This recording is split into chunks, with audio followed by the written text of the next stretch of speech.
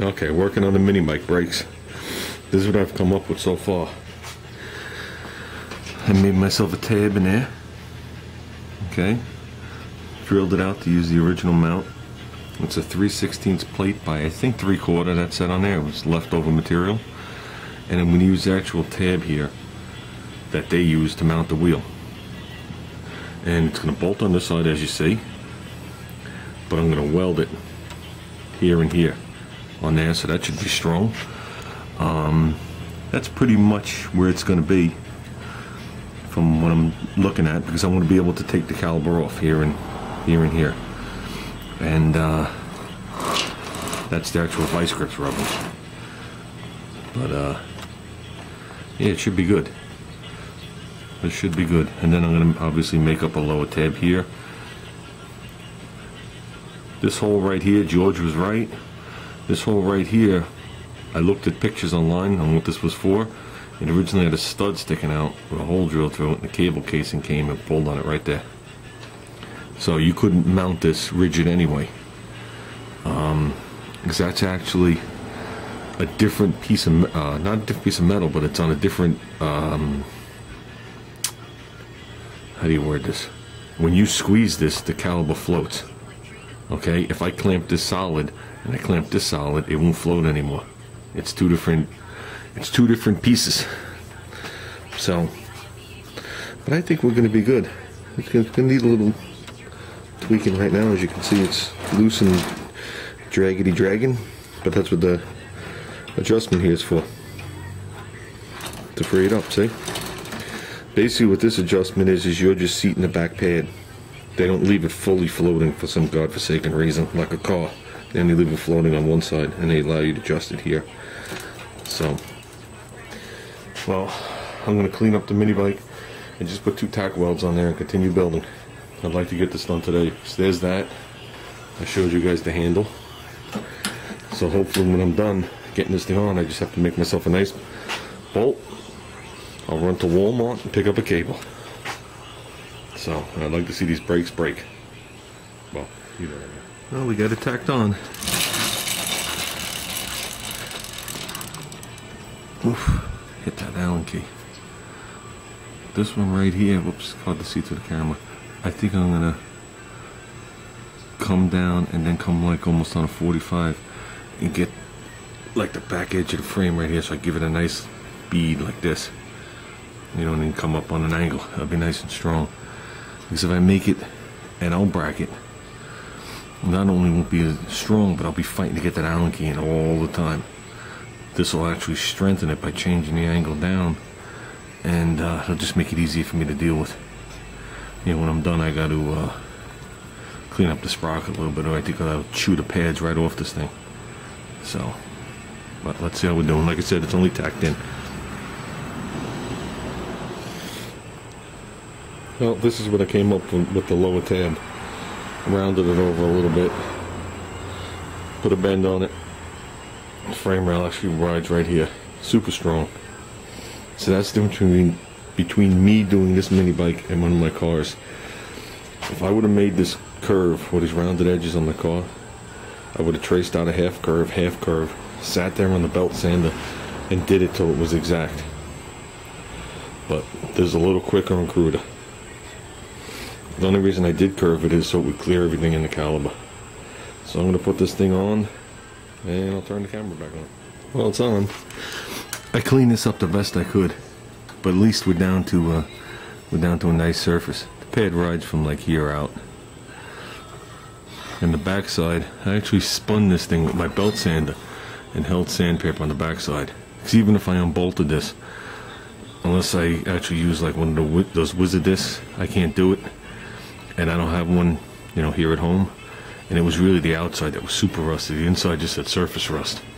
Now, I guess this was the side that's seen the weather. This used to be very tight to the wheel. So, see, there's a little out of roundness to that sprocket. And this thing floats nice. Oops, let me get it in frame. This thing floats nice. I think we're good. Did a nice weld here. Nice weld across the back. This one I did a nice weld here and a nice weld across the bottom. Be damned if that's going to come off. Right? What's the rule? An inch of weld holds 1,000 pounds, depending on if the material could support it. So that's enough welds to stop 32 Mack trucks. You're right. But I have to get some oil for this thing for him because he wants to ride it today, and we'd like to ride this thing. So I'm gonna run up and get some oil for him so we can change the oil again. Seems like every time we drive it, we change the oil now. And I gotta get some cables for this and get this brake going, and obviously put the chain back on and adjust the chain. The chain needed to be adjusted. So you can see all the rust. Gonna be belt sander in this. Actually came out better than I thought it was gonna come out, the sprocket. I can't believe how this thing just lined up, how nice it lined up. I wish there was room to put two of them in case one of them doesn't cut it, but I don't think I can fit a second one the way the chain rides over here. So I think one will cut it. Okie doke. Well, that's what I'm going with. I obviously got to put a cable on it, but I made a little tiny L bracket here, which this bolt here is only being held on by one thread. That's all I had here. I'm going to get a longer bolt, and I'm going to put a lock nut on it so this thing can pivot a little bit and not loosen. Okay, I was going to make a stud with a whole big gizmo-y thing and whatever, and I was like, how do you put the adjuster thing on there? So whoops. There you go. Just like that. So, like I said, this is from those electric MX 500 650 electric dirt bikes. You saw me make the tabs. This right here is from a Ross Apollo 5-speed. That's from an old BMX bike, and I don't have one cable in the house that's long enough.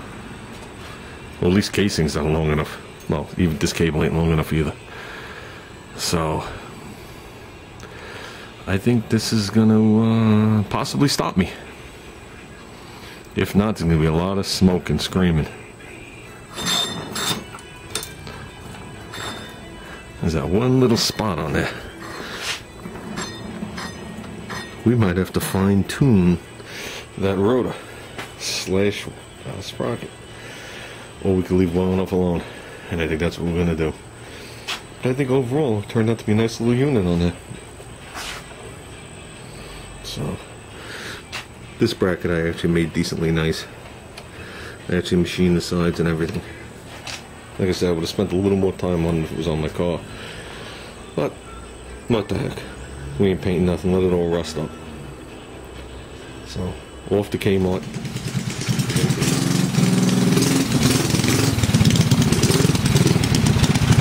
Be careful! Hold on.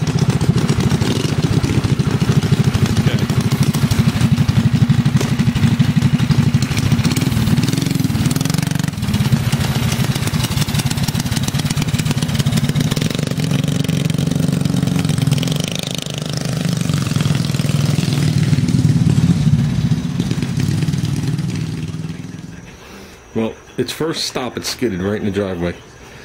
Then from there on, it was just a matter of adjustments, stopping, adjustment, stopping. It was wearing the pads really quick.